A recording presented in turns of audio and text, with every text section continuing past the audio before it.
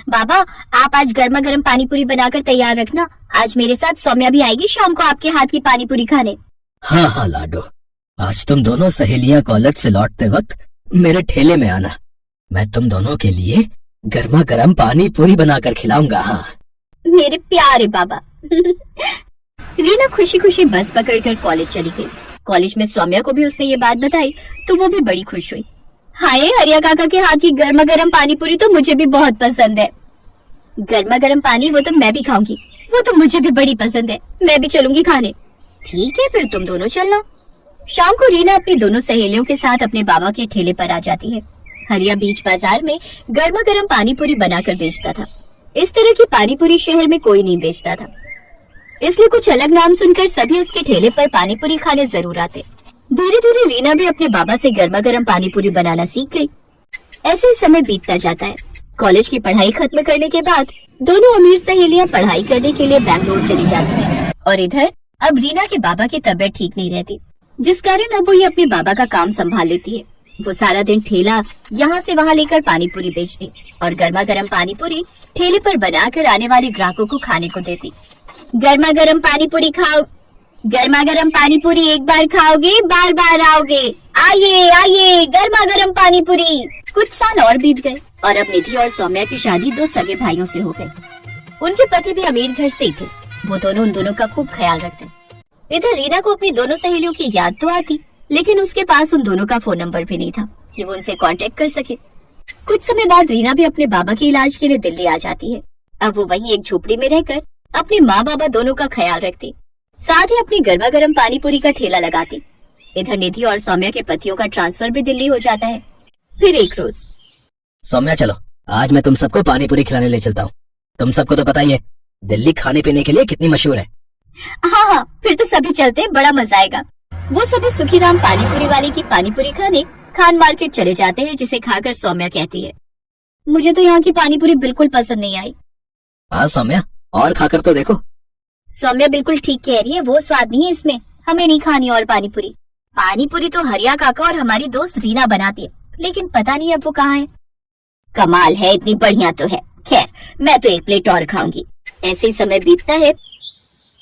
फिर एक रोज, यार निधि पता नहीं अपनी दोस्त रीना कहाँ होगी, कैसी होगी। कॉलेज छोड़ने के बाद उससे कभी मिलना ही नहीं हुआ। हाँ यार, मुझे भी उसकी बड़ी याद आती है।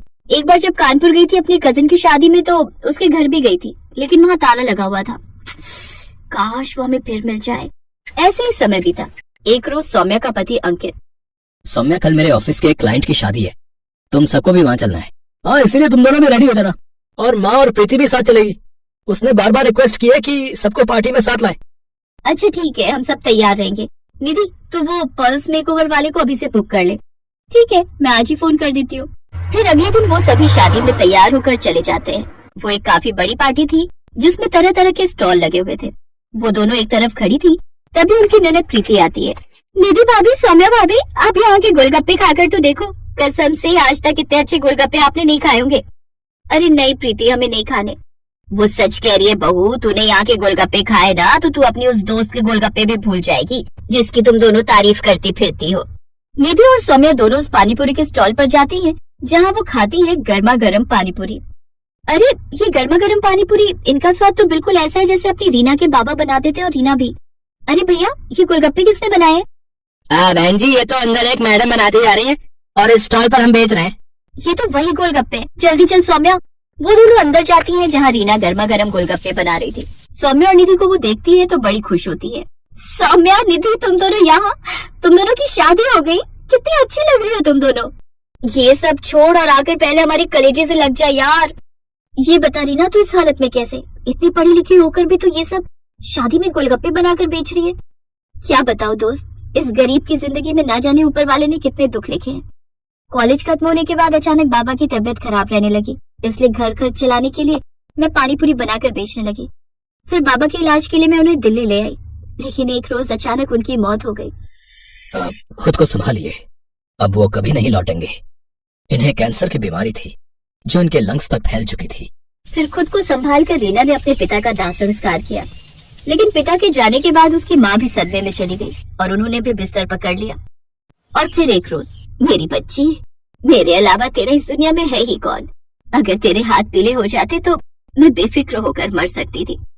नहीं माँ, मैं बड़े से बड़े अस्पताल में तेरा इलाज कराऊंगी। रीना ने दिन रात पैसे जमा किए थे। उसके पास जो भी थोड़ी बहुत जमा पूंजी थी वो सब माँ के इलाज में खत्म हो गई। साथ ही कुछ पैसा कर्ज पर उठाती है लेकिन वो भी खत्म हो जाता है। और इन सब के बाद भी वो अपनी माँ को नहीं बचा पाई। तू भी मुझे छोड़कर चली गई माँ। अब मैं अनाथ हो गई। मैं किसके भरोसे रहूंगी? अब मैं थकी हारी काम से आऊंगी तो कौन मेरे सर पर प्यार से हाथ फेरेगा माँ? कौन? उस दिन के बाद मैं अकेली दिल्ली की सड़कों पर गर्मा गर्म पानी पूरी बनाकर बेचने लगी और अपना पेट पालने लगी और शादी ब्याह के ऑर्डर भी लेने लगी। तू मत रो रीना, अब तू अकेली नहीं है। तेरे पास तेरी ये दो सहेलियां हैं यानी कि बहनें। अब से हम तेरा खूब ख्याल रखेंगे। हाँ चलो, तुम्हें सबसे पहले अपने ससुराल वालों से मिलवाते हैं। वो दोनों रीना को अपने ससुराल वालों से मिलवाती हैं और सारी बात बताती हैं। अब वो सौम्या को अपने घर में ही रहने के लिए कमरा दे देते हैं। साथ ही उसके लिए एक बड़ी दुकान भी खुलवा देते हैं जिसमें वो गर्मा गर्म पानी पूरी बनाकर बेचती है। अब उसका काम और भी अच्छा चलने लगता है और कुछ ही दिनों में वो खुद का रेस्टोरेंट खोल लेती है। फिर कुछ समय बाद अंकित के एक दोस्त को रीना पसंद आ जाती है और वो उससे शादी कर लेता है और अब रीना भी खुशी खुशी अपनी जिंदगी जीती है। अरे भाई कैसे दिए गोलगप्पे? 50 रुपए की प्लेट है। और एक प्लेट में कितने गोलगप्पे? 6 गोलगप्पे होंगे। और कितने? अरे बाप रे बाप, 50 के 6 गोलगप्पे इतने महंगे। तभी सोचो तुम्हारी दुकान में भीड़ क्यों नहीं है। मुझे फालतू की भीड़ चाहिए भी नहीं। मेरे पास वही लोग गोलगप्पे खाने आते हैं जो इन्हें खाने के लायक हैं। और तुम लगता है यहाँ नए हो। दाम पूछने से पहले ऊपर लगा बोर्ड ही पढ़ लेते। दाम और नाम दोनों लिखे हैं। मेरा नाम मशहूर है और ये मेरे मशहूर गोलगप्पे हैं। एक एक गोलगप्पा इतना करारा है कि तोड़ो तो आवाज 1 किलोमीटर तक सुनाई दे। और पानी जैसा ग्राहक चाहे। पूरे 10 तरह की वैरायटी है मेरे पास पानी की। और ये देखो, ये है मेरे गोलगप्पों की असली जान, मेरा ये खास मसाला। हाँ ये सब तो ठीक है, पर फिर भी 50 रुपए वाकई बहुत ज्यादा है। दाम तो यही है और यही रहेगा। अब तुम देख लो कि तुम मेरे गोलगप्पे खाने के लायक हो या नहीं। अरे ये क्या बात हुई? तुम ऐसे बात करते हो अपने ग्राहक से? नहीं, ग्राहक से तो नहीं, पर जो फालतू मेरा वक्त बर्बाद करे उससे मैं ऐसे ही पेश आता हूँ। चलो अब आगे बढ़ो और कोई सस्ता गोलगप्पे का ठेला ढूंढो। मशहूर ऐसा ही था। ये बात तो 100% सच थी कि वो गोलगप्पे बहुत ही अच्छे बनाता था, लेकिन इस बात पर उसे घमंड भी बहुत था। मशहूर का मानना था कि उसके पास हुनर और किस्मत दोनों का साथ है, इसीलिए उसे पूरा यकीन था कि उसका काम कभी मंदा पड़ ही नहीं सकता। और वास्तव में ऐसा हो भी रहा था। मशहूर के पास भले ही ग्राहक कम थे, लेकिन उनसे ही वो अच्छा खासा मुनाफा कमा लेता था। फिर कुछ दिनों के बाद, हाँ भाई लाओ जरा गोलगप्पे तो लगाना। अरे तुम फिर से आ गए? रेट कम नहीं होंगे, पहले ही बता रहा हूँ। हाँ मैं तुमसे कम करने को कह भी नहीं रहा हूँ। ऐसा करो, सिर्फ मुझे नहीं इन सबको भी गोलगप्पे खिलाओ और इन सबके पैसे मैं दूंगा। हैं, पगला गए हो क्या? अब ऐसा करो, पहले पैसे रखो मेरे सामने, फिर बात करना। तुम भी ना बड़े शक्की हो। ये लो, ये रखे तुम्हारे पैसे। इतना कहकर सूरज ने पूरे 2000 रुपए मशहूर के सामने रख दिए। सूरज अपने साथ जिन लोगों को लेकर आया था वो देखने में ही गरीब लग रहे थे। मशहूर ने सभी को गोलगप्पे खिलाए जिसके पैसे सूरज ने दिए। फिर सबके जाने के बाद, क्या बात है भाई, कोई लॉटरी वॉटरी लग गई है क्या? अभी तो नहीं लगी पर जल्दी लगने वाली है। क्या मतलब? तुम्हें कैसे पता कि लॉटरी लगने वाली है तुम्हारी? क्योंकि निरंजन बाबा ने मुझसे ऐसा कहा है। वो बहुत ही बड़े सिद्ध बाबा है। उन्होंने मुझसे कहा है कि मैं जितने लोगों का पेट भरूंगा वो भी बिना उनसे कुछ लिए, मेरी लॉटरी लगने के उतने ही चांसेस बढ़ जाएंगे।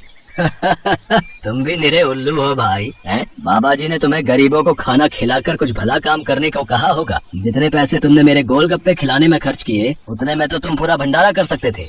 मैं जानता हूँ, पर मुझे इन लोगों को कुछ ऐसा खिलाना था जो इनके बस के बाहर हो। खाना तो कोई ना कोई इन्हें खिलाई देता होगा, पर तुम्हारे गोलगप्पे वो इनके नसीब में कहाँ से आते हैं? और बाबा जी ने मुझसे यही तो कहा था कि जाकर किसी का नसीब बदलो, तो मैंने बदल दिया। अब देखना मेरी लॉटरी जरूर लग जाएगी।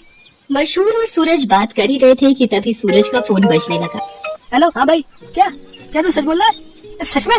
वाह भाई, मजा आ गया भाई, मजा आ गया। तू वही रुक, मैं बस वही आ रहा हूँ। अरे क्या हो गया? कहाँ भागे जा रहे हो? मेरी लॉटरी लग गई भाई, वो भी पूरे 10 लाख की। शुक्रिया भाई, शुक्रिया, बहुत शुक्रिया यार। सच में तुम्हारे गोलगप्पों की वजह से ये सब हो पाया। अच्छा अब मैं चलता हूँ, मैं फिर आऊंगा और अगली बार और ज्यादा लोगों को लेकर आऊंगा। तुम तैयार है ना? इतना कहकर सूरज वहाँ से चला गया, लेकिन मशहूर को सोचने पर मजबूर कर गया। मेरे गोलगप्पे ऐसा भी कर सकते हैं, मुझे तो पता ही नहीं था। अगर मुफ्त में मेरे गोलगप्पे खिलाकर इस लड़के की किस्मत खुल सकती है तो फिर मेरी क्यों नहीं? हाँ, अब से मैं भी लोगों के नसीब बदलूंगा। अब वो नहीं, बल्कि मैं खुद अपने गोलगप्पे लोगों को फ्री में खिलाऊंगा। अगले दिन मशहूर ने सबसे पहले अपने लिए एक लॉटरी का टिकट खरीदा और फिर उसके हाव भाव बिल्कुल ही बदल गए। साथ ही उसकी दुकान का बोर्ड भी अब गोलगप्पों की कीमत की जगह पर लिखा था बिल्कुल फ्री। मतलब वो सच में अब लोगों को मुफ्त में गोलगप्पे खिला रहा था। साहब कभी सपने में भी नहीं सोचा था कि आपकी दुकान में खड़े होकर गोलगप्पे खा सकूंगा। मैं भगवान आपका भला करे, आपकी खूब तरक्की हो, आप जो चाहो वो सब आपको मिले। मैं भगवान से यही प्रार्थना करूंगा। मशहूर को पहली बार किसी ने ऐसा कुछ कहा था। मशहूर को बहुत अच्छा लगा, लेकिन अब भी मशहूर के दिमाग में उसका खुद का फायदा पहले था। उस दिन अपने बनाए हुए सारे गोलगप्पे मुफ्त में खिलाने के बाद वो फौरन लॉटरी ऑफिस पहुंचा। मशहूर चंद, हाँ मुबारक हो, आपको इनाम मिला है पूरे 10,000 का। क्या सिर्फ 10,000? और पहला इनाम तो 10 लाख का था। हाँ तो वो पहला इनाम भी तो है। आपकी किस्मत इतनी भी अच्छी नहीं है, शुक्र मनाइए कि 10,000 तो मिले। मशहूर इनाम के 10,000 लेकर अपने घर वापस आ गया। वो उदास था और नाराज भी। क्या हुआ जी, लॉटरी लगी क्या? लगी भी और नहीं भी, ये देखो 10,000 मिले हैं। अरे वाह, तो फिर आप उदास क्यों? आपको तो खुश होना चाहिए ना। अरे पर 10,000 से क्या होता है, इतने में तो 4-5 दिनों में अपनी दुकान से ही कमा लेता हूँ। उस लड़के को तो पहला इनाम मिला था, वो भी पूरे 10 लाख का, और उसने तो इतने कम गोलगप्पे खिलाए थे। मैंने तो अपने सारे गोलगप्पे मुफ्त में खिला दिए, फिर भी मुझे क्या मिला और उसे क्या मिला? ओफो, ये सब क्यों सोच रहे हो आप? आपने जितने भी गोलगप्पे मुफ्त में खिलाए उनकी लागत तो निकल गई ना, बोलो। हाँ उससे तो ज्यादा ही है ये पैसे। तो फिर आपको नुकसान थोड़ी ही हुआ है जो ऐसे मुंह लटका कर बैठे हो। 4-5 दिनों में जितना कमा पाते वो एक ही दिन में मिल गया, ये कम है क्या? मशहूर को अपनी पत्नी मोहिनी की बात ठीक लगी और उसने अपना इरादा और पक्का कर लिया। उसने आगे भी लोगों को फ्री गोलगप्पे खिलाना जारी रखा और हर रोज लॉटरी का टिकट खरीदना भी, कभी कम तो कभी ज्यादा, लेकिन हर रोज मशहूर का कुछ न कुछ इनाम जरूर निकलता था, जिससे मशहूर का हौसला और भी मजबूत होने लगा। इसके साथ ही मशहूर को अब ये सब करने में बहुत खुशी भी मिल रही थी। हर रोज लोगों के मुस्कुराते चेहरे उसकी दुकान से लौटते थे। उसके गोलगप्पे ना जाने कितने मायूस चेहरों की मुस्कान बन रहे थे। फिर एक दिन, अरे मशहूर भाई, ये क्या है? ये कमाल कब से हो गया? बस तुम्हारे जाने के बाद से ही। लेकिन माफ करना भाई, अब तुम फ्री में गोलगप्पे नहीं खिला पाओगे किसी को, क्योंकि ये काम अब मैं करता हूँ और लॉटरी भी मेरी ही लगती है। हाँ तुम्हारे जितना बड़ा इनाम तो नहीं लगा अब तक, पर मुझे उम्मीद है कि कभी न कभी वो कमाल भी हो ही जाएगा। मशहूर की बात सुनकर सूरज मुस्कुरा दिया और उसने अपनी जेब से अपना विजिटिंग कार्ड निकालकर मशहूर को दिया और उससे बोला, कोई बात नहीं, ये मेरा कार्ड रख लो। अब लॉटरी का टिकट जब भी खरीदना हो तो बस मुझे फोन कर देना, ऑफिस तक आने की जरूरत नहीं पड़ेगी। सूरज के विजिटिंग कार्ड पर उसी लॉटरी ऑफिस का पता लिखा था जहाँ से मशहूर हर रोज लॉटरी की टिकट खरीदता था। असल में वो ऑफिस सूरज का ही था और उसी की वजह से हर रोज मशहूर का कोई न कोई इनाम जरूर निकल रहा था। कार्ड देखते ही मशहूर सारी बात समझ गया। उसने सूरज के सामने हाथ जोड़ते हुए कहा, मैं ये बिल्कुल नहीं पूछूंगा कि तुमने ये सब क्यों किया, क्योंकि शायद मैं जानता हूँ। बहुत बहुत शुक्रिया भाई, मुझे ये एहसास कराने के लिए कि ज्यादा पैसे कमाने से जरूरी है दुआएं कमाना, लोगों को खुशियाँ बांटना, जो मेरे गोलगप्पे बहुत आसानी से कर सकते हैं। इसके बाद मशहूर ने कभी लॉटरी का टिकट नहीं खरीदा, बल्कि वो फिर से अपने गोलगप्पे बेचने लगा। लेकिन उसके गोलगप्पों का दाम पहले से बहुत कम था, जिसकी वजह से अब हर कोई उसके स्वादिष्ट गोलगप्पों का मजा ले पा रहा था। अब भले ही मशहूर के गोलगप्पे थोड़े सस्ते थे, लेकिन ग्राहक पहले से कहीं ज्यादा थे, मतलब मुनाफा भी पहले से ज्यादा ही था। इसके साथ ही मशहूर ने फ्री गोलगप्पे खिलाना भी नहीं छोड़ा। आखिर के 10-20 गोलगप्पे वो जरूर गरीबों को मुफ्त में खिलाता था, क्योंकि अब उसे गोलगप्पों के साथ साथ खुशियाँ बांटने की भी आदत जो हो गई थी। Thanks for watching.